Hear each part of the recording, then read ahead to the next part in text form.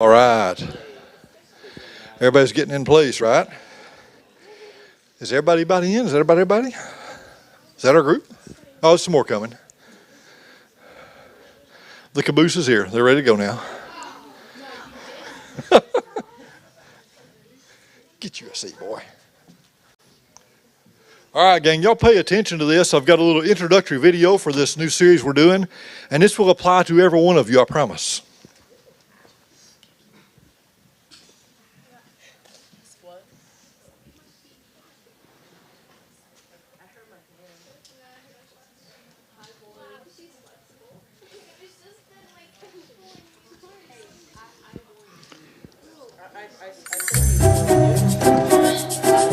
Pay attention.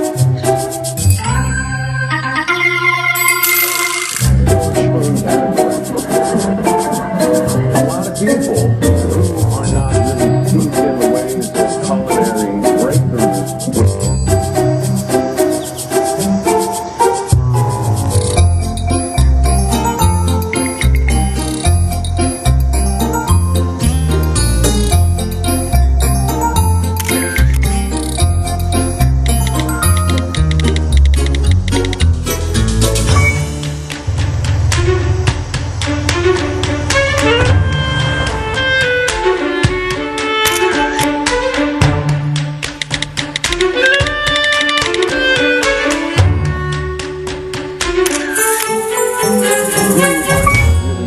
In the ways of culinary breakthroughs would look at this and see a design flaw. But in fact, that's not the case at all. Because this spoon-like ladle contraption does in fact come with an ergonomically designed handle, allowing you to grip it perfectly. Did you guys know that the term hashtag is relatively new? Like just in the last, 10, 15 years or so. Before that, we called it a pound sign back in the old days. Now it's called a hashtag. And it simply means if you hashtag something, it's so that you can communicate with other people around the planet on that same subject, that same issue, right? So I want to talk to you guys about 5 different things over the next 5 weeks that can interfere with your growth and your relationship with Jesus Christ. Because Lord knows there's a lot of things out there that can interfere with our relationships, right? We're going to discuss social media. Y'all know I like social media, right? Now, that doesn't mean I'm going to tell you that you all should quit social media and it's all a bad thing. It doesn't mean that because I'm on it. We all use it. And social media has its purposes. It has its need. It has its area that it fills for us. It does some good things. Benefits. Most of you would tell me, well, there's benefits. I mean, some of you tell me, I've had people say, I store all my photos on Facebook. All my family photos, that way I know it's always there. It's safe. Misty's nodding. So I know that people do those things. They use media for things. It's great to communicate with family. We got a lot of family up north in Indiana and Illinois up in there. And you can see all the time, hey, how are you guys doing? Everybody okay? And back and forth. You can chat and video chat and things. There's good things to it, right? There's good things about it. But there's also unintended consequences to social media. There's some negatives, as you might imagine. Some of the technology we have in our very hands today can be very negative in our lives. So tonight, we're going to talk about the first one of the series. We're going to talk about contentment. How many of you think you're content in life? If everything's good, you're content? Okay, most of you honest. Most of you honest, because most people are not content, right? Most people are not. And, never before in the history of the world have we had so many conveniences in life. We've had life as easy as we do now. Now, sometimes we want to think life's hard. Oh, this is terrible. I can't believe I got to do this. But guys, it ain't nothing like it used to be. And ain't nothing like it may be in the future the way things are going. Things may be changing. Nearly every person on the planet now has a phone. Places that you would never imagine, people have phones. Access to everything. And never before have people wanted as much stuff as they want today. And I think social media contributes a lot to that. Because we look at things online, and what do? We want those things, right? There's always things we want that we see that we don't have. Well, I might want bigger tires for my side-by-side, or bigger tires for your truck, or girls may want new shoes, as you saw in the video, new purses, new clothes, right? I mean, these things, everybody's got their wants. Everybody's got their needs.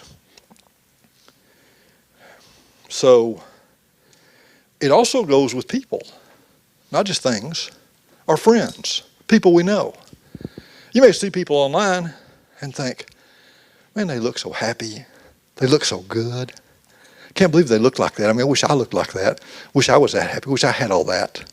We're thinking about people, right? We think sometimes we wish we had their life. We wish we had what they have. I saw an interview between two moms. That was very interesting. One mom worked out of the house. One mom stayed at home with her kids. In the interview, they were neighbors. And the one mom in the interview says, you know, every time I looked at Facebook, I hated you because I see you home with your kids, getting to keep your house and cook for your family, play with your kids and go on events and go to school things with them, and spend all the time with your kids. You're able to cook for your husband, have a meal when he comes home, all those things. And I'm out working and I don't get to do any of that. And I hated it. Every time I looked at you on Facebook, I hated that. Then the working mom says, well, you know me, I hate it every time I look at you on Facebook. I'm sorry, the home mom said to the working mom. I hate it every time I look at you because I see you. You're dressed nice. You're out with your friends and coworkers having meals at nice places. You travel for business and get to go fancy places and do cool things. Well, I'm sitting at home and I've never done anything. I barely even put on makeup anymore, and I keep my hair in a ponytail for the past 5 years. Well, you're out doing all these things. It's how we perceive things, how we see things on media. They always look good looking across, right? The old saying, the grass is always greener, is it not? The grass is always greener. Same thing for you guys. You may get on social media and look, and I've seen it happen, and think, there's my friends, they're at the landing. And I'm at work or I'm doing homework and they didn't ask me to go. Look, they're having a lot of fun. Wonder why they didn't ask me. Or they're at Joe's Crab Shack. Some of them, they show their food, right? They're having seafood, lobster, whatever, right? Shrimp and things, and you're home eating a TV dinner, watching TV. Well, why didn't I get to go? Why didn't I do those things? I mean, we kind of think those things, do we not? We feel left out sometimes because of social media.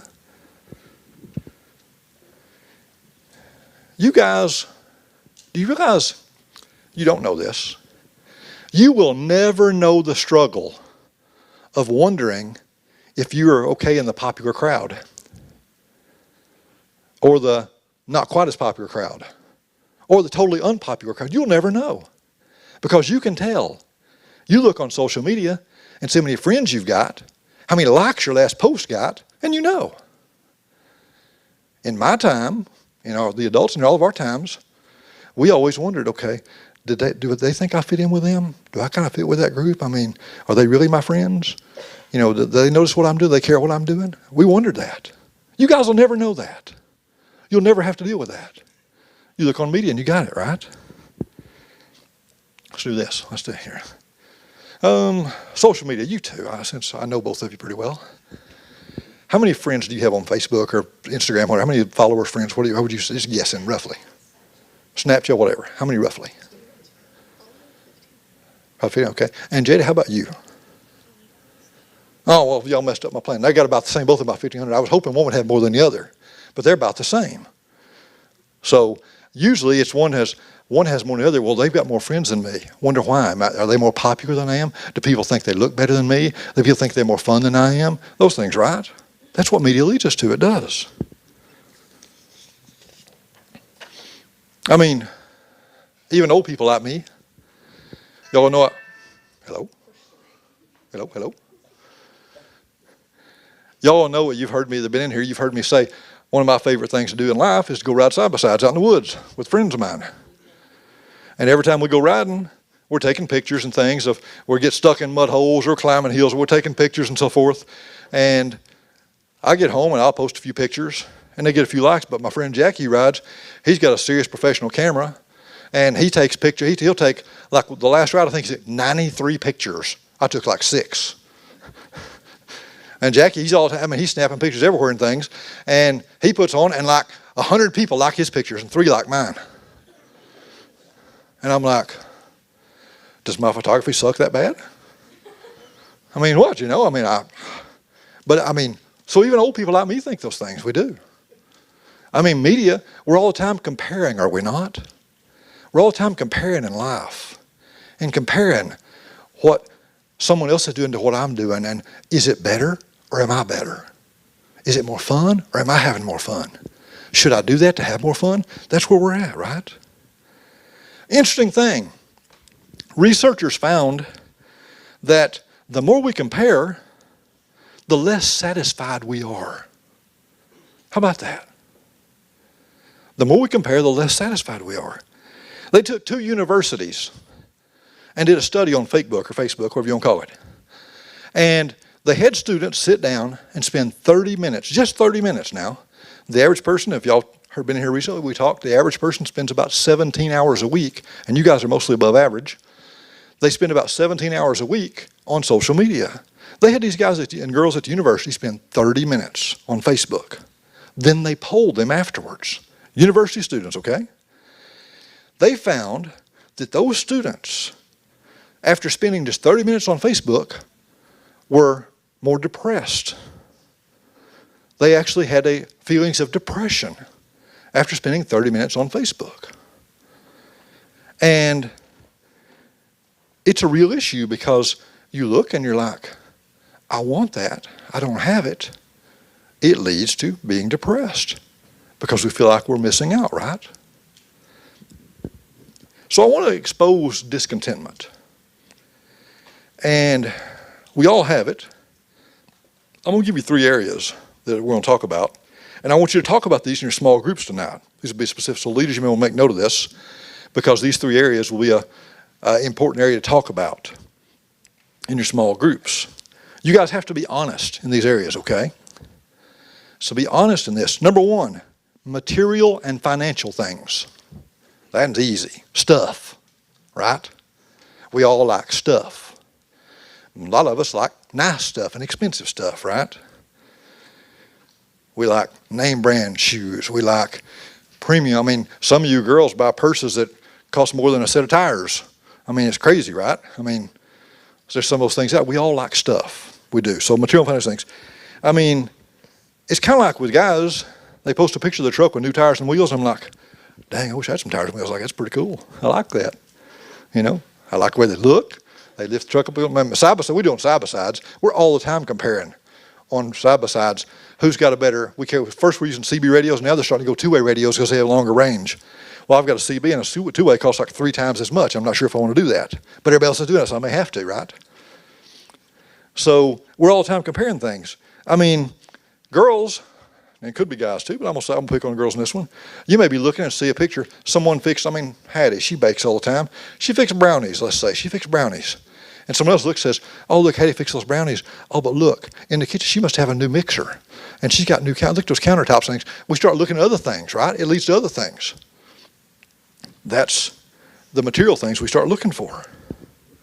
Or it might be somebody that we know and who has a lot of shoes in their closet. And they show a picture of some of the new shoes and everybody's like, I cannot believe that dude has that many shoes. I mean, how does any guy have that many shoes? It's not really possible, is it? But he does.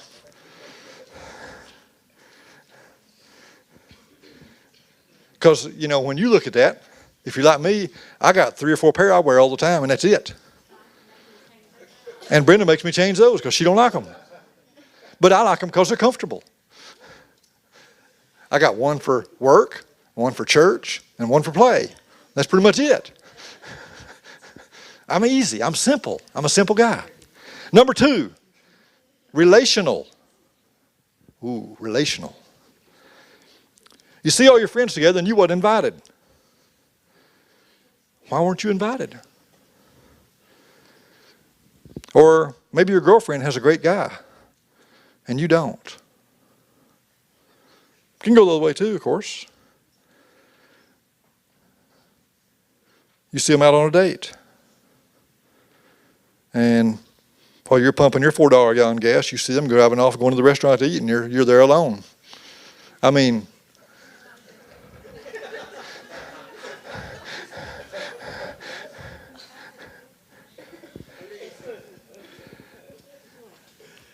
Then number 3 is circumstantial. You look at others, and you just wish you could have what they've got. It can be anything, y'all. I mean, I've seen it be anything from a girl who is newly married and they're wanting to have a family, and she can't seem to have a baby. And every time she looks around, somebody else is having a baby. And they get depressed over it. I've seen it happen, reps. Some of y'all may have seen that too. I mean, you may feel like what you do is causing you to miss out on things. Maybe you got a job, and you have to work on weekends. I had to do that when I was y'all's age. I worked a job at a convenience store, worked till midnight every Friday and Saturday night. I never could do anything because I worked all the time and felt left out sometimes. You may feel that. Maybe you got homework. Maybe you got hard classes you're taking, and you're like, I never get to go do anything. All I'm doing is work on my GPA. It don't seem fair, right? We're all the time comparing. We're discontent, right, because of the differences. Maybe it's you go to church. Ooh, wouldn't this be fun? You go to church on Sunday morning because you think it's the right thing to do, and you see your friends post pictures from the boat on the lake on Sunday morning while you're at church. Ooh, that's a hard one, isn't it? That don't seem fair, does it? It can be a lot of things. Someone once said, life is 10% what happens to you and 90% how you respond. Did you know that? We generally live it the opposite way. We generally live it with 90% what happens to us and 10% how we respond. It's what we generally do. We're like, oh my gosh, this happened to me. It's always right? The Apostle Paul, he was a master on responding in a Christ-like manner. In the scripture that I'm about to read to you, he was in a Roman prison chained to a guard. And he was chained 24/7. He wasn't having tea by the pool. He was in a prison cell. They had motives wanting to kill him, right? And he says this in Philippians 4:12-3. I know what it is to be in need, and I know what it is to have plenty. I've learned the secret of being content in any and every situation. Whether well fed or hungry, whether living in plenty or in want, I can do all this through him who gives me strength. And he's talking about Christ, of course. He's saying the secret of contentment is not in what I have. It's not the stuff I have. It's not where I'm at. It's not the air conditioning. It's not the comfortable chairs. It's Jesus Christ, give me the strength. You see, his presence is real. His peace is beyond understanding. And we miss that a lot of times because we're looking at stuff. We're not paying attention. We're looking at stuff. We're wanting stuff. You can search all you want. You can get all the likes on your page that a superstar would get and still never know the peace of Jesus Christ in your life. You see, there's a God-shaped void inside of each of you, in all of us, that there's only one way to fill it, and stuff won't fill it. A relationship with Jesus Christ is the only way to fill that thing. There's no other way. Only an intimate relationship with Christ will do it. So I'm going to give you 2 things finally as we get ready to go into our small groups here in just a little bit. 2 things you absolutely need Christ to be able to do these things in order to have contentment. Number 1, we're going to kill comparisons. We're going to stop comparing. And that ain't easy, y'all, because we do it all the time. Paul said this in 2 Corinthians 10:12. We do not dare to classify or compare ourselves with some who commend themselves. When they measure themselves by themselves and compare themselves with themselves, they are not wise. You see what that's saying? If you're comparing to others, and that's how you're comparing it, we all are flawed, are we not? None of us are perfect. Only one perfect is Jesus Christ. If you're always comparing to other people, it's not wise, because it's not going to lead you in the right place. You see, we're going to be tempted to, but we won't do it. We're going to kill comparisons, because if we don't, they will kill you spiritually. I promise you. They will do it.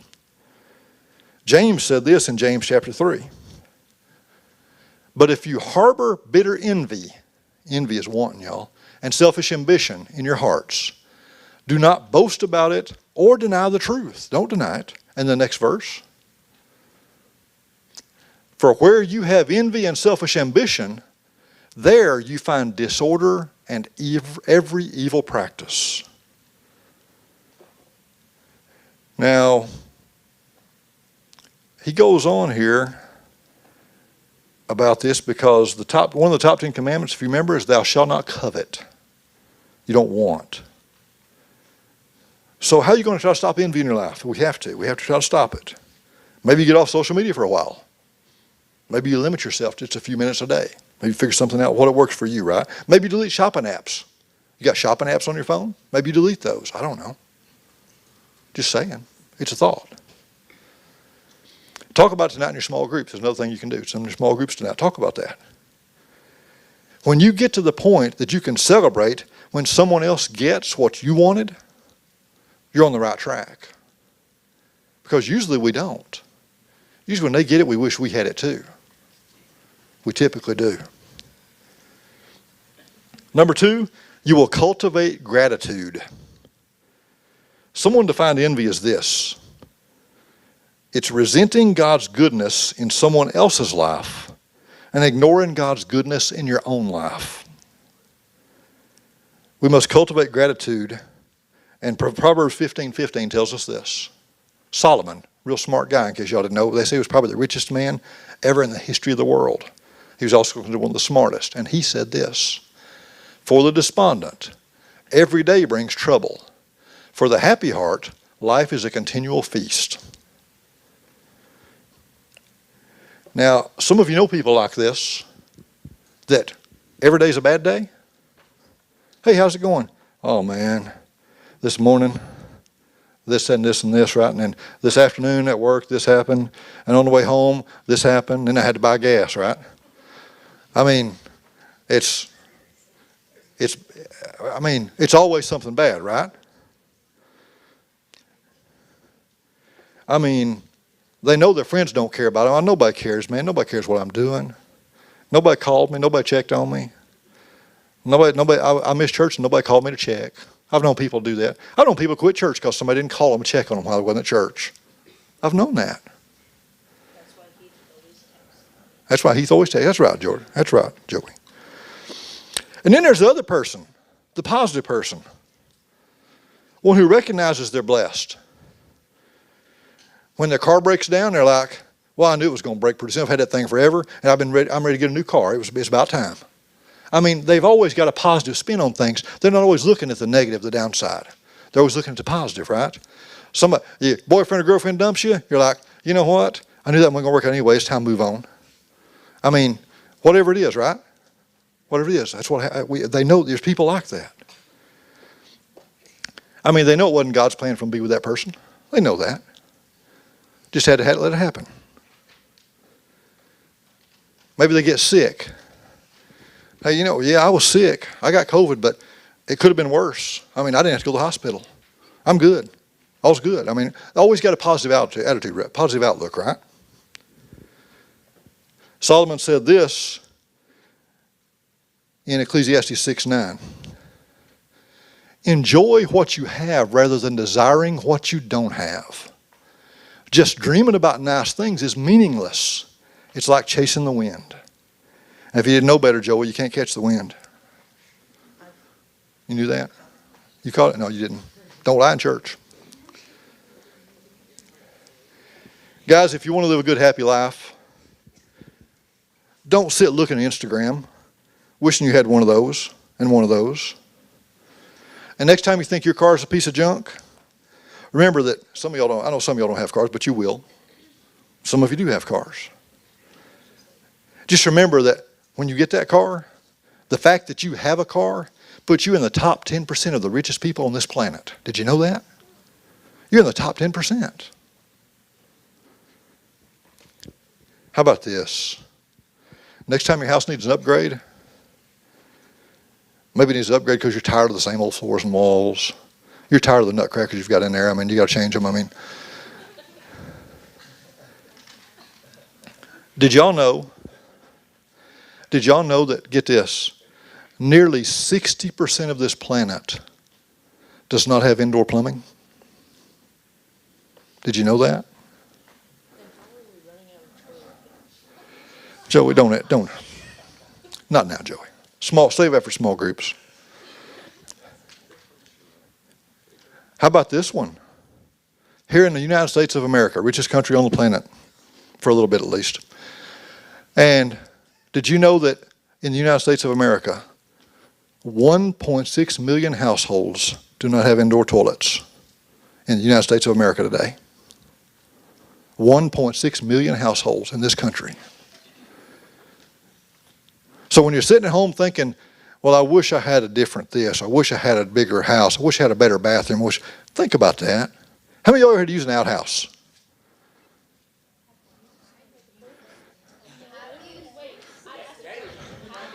How many of you had to use one? Have used one? Yeah. I can remember when I was a little younger than y'all, going to one of the first churches I can remember going to, the church had outhouses. And I'm talking the old-fashioned wooden with a half moon cut in the door outhouses. The real thing. The real thing outhouses. I remember going to doing those. So think about that. Guys, you know you're blessed. You're blessed beyond what you actually know. You really are.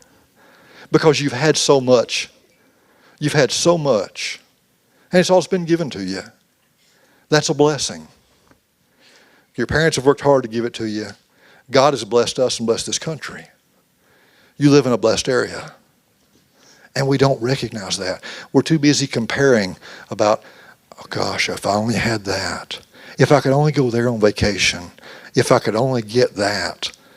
I mean, I've been plenty guilty. They'll tell you I always wanted bigger, better TVs. Bigger, better side-by-sides and four-wheelers. I mean, it's all my life. I live the American way. That's what we do, right? But that's not the right way. That's not the Jesus Christ way. With that, we're going to go into small groups and let you guys talk about this. So, oh, we should do that real quick. Yes, that's correct. Thank you, Brenda. So, real quick, gang, before we go to small groups, this weekend is D-Now weekend. I've talked to John Rasick this morning with Valley Springs. He and I discussed about the weather coming. If you don't know, it's a chance of snow and ice Friday.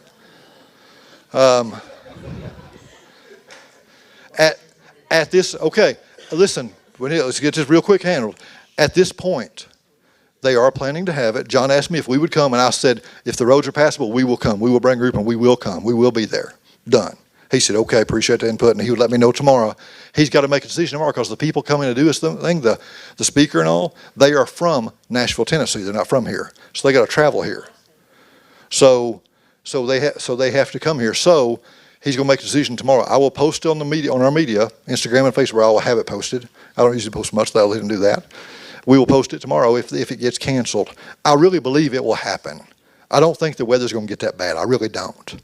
I just really don't feel like it will. It's supposed to be 60-something degrees tomorrow, and then it's going to be cold and nasty Friday, unfortunately. But I think we're going to be okay. It will be good. The guy's a speaker and illusionist, they're right.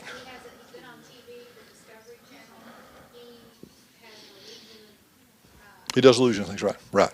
But we are going to pay for your admission into the event. Right. Some things there, And we will go both Friday night and Saturday morning. So it could even happen that way we don't go Friday night because the weather's bad and go for Saturday morning. We'll see. Right now the plan is to go to both of them. If you want to go, I want you to right now, show of hands. If you think you want to, we're going to leave the church Friday night at 5:30 and leave Saturday morning at, what did we say, Chris, 8:30? 8:30 Saturday morning. Show me your hands if you think you'd want to ride the bus. I'll have the bus here. Of course, you can meet us out there if you live out that way. It's up to you. But if you think you want to ride the bus, show me your hands. Who you think would go? Okay, I'm seeing several. That's right. You don't got to go bus. That's right. Okay, so we're going to have a few. I think we'll have some more.